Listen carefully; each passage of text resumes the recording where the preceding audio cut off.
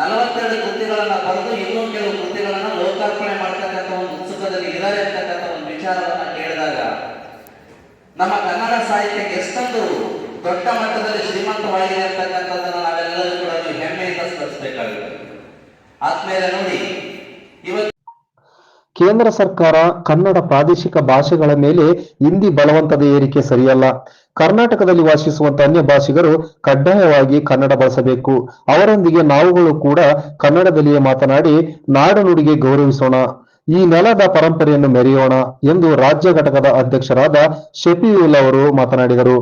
ಇಂದು ದಾವಣಗೆರೆ ನಗರದ ಕನ್ನಡ ಸಾಹಿತ್ಯ ಪರಿಷತ್ ಕನ್ನಡ ಭವನದಲ್ಲಿ ನಡೆದ ರಾಜ್ಯ ಕರುನಾಡು ಅಣಿತೆ ಬಳಗದ ವತಿಯಿಂದ ಸಾಹಿತ್ಯ ಸಂಭ್ರಮ ಬೆಣ್ಣೆನಗರಿ ಸಂಭ್ರಮ ಕಾರ್ಯಕ್ರಮದಲ್ಲಿ ಭಾಗವಹಿಸಿ ಉದ್ಘಾಟನೆ ನುಡಿಗಳನ್ನಾಡಿದರು. ಕಾರ್ಯಕ್ರಮದಲ್ಲಿ ಅಧ್ಯಕ್ಷತೆಯನ್ನು ವಹಿಸಿಕೊಂಡು ಸಹಾಯಕ ಪ್ರಾಧ್ಯಾಪಕಿ ಶ್ರೀದೇವಿ ಸೂರ್ಯ ಸುವರ್ಣ ಕಂಡಿ ಸಮ್ಮೇಳನಾಧ್ಯಕ್ಷತೆಯನ್ನು ನುಡಿಗಳನ್ನಾಡಿದರು. ಕಾರ್ಯಕ್ರಮದಲ್ಲಿ ಗಂಗಾಧರ್ ಪ್ರಾಸ್ತಾವಿಕವಾಗಿ ಮಾತನಾಡಿದರು. ಚಿಗುರೊಡೆಯಿತು ಕನಸು ಚೊಚ್ಚಲ ಕವನ ಸಂಕಲನ ಕೃತಿಕಾರ ಶಾಂತಪ್ಪ ಪಲ್ಲಗಟ್ಟೆ ಮಾತನಾಡಿದರು.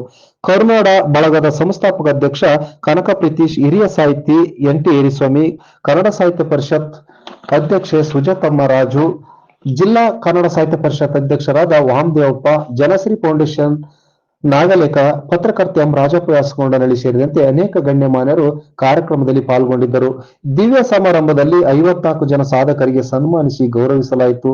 ವೇದಿಕೆಯಲ್ಲಿ ರೇಖಾ ಶಿವರಾಮ್ ಭಟ್, ಎಚ್.ಎಸ್. ಗೌಡರ್, ನಿಶ್ಚಯ್ ಕುಮಾರ್, ಶಾಂತ ಕೆ.ಎಸ್., ಬಸವರಾಜ್, ಕಾರ್ತಿಕ್, ನಿಸರ್ಗ ಅಕ್ಕಸಾಲಿ ಸೇರಿದಂತೆ ಜಯಪ್ರಕಾಶ್, ಸಾಹಿತಿ ಲಕ್ಷ್ಮಿ, ದೀಪಿಕಾ, ಕೌಶಲ್ಯ, ನೆಲ್ಲಿಕಟ್ಟೆ ನೇತ್ರಾವತಿ, ಬಸವರಾಜ್, ಲಕ್ಷ್ಮಿ, ಶಾಂತಪ್ಪ ದಂಪತಿಗಳು ಸೇರಿದಂತೆ ಮುಂತಾದರು ಹಾಜರಿದ್ದರು. ಕಾರ್ಯಕ್ರಮದಲ್ಲಿ ನೃತ್ಯ ಕಾರ್ಯಕ್ರಮಗಳು, ಸಾಂಸ್ಕೃತಿಕ ಕಾರ್ಯಕ್ರಮಗಳು ಜರುಗಿದವು.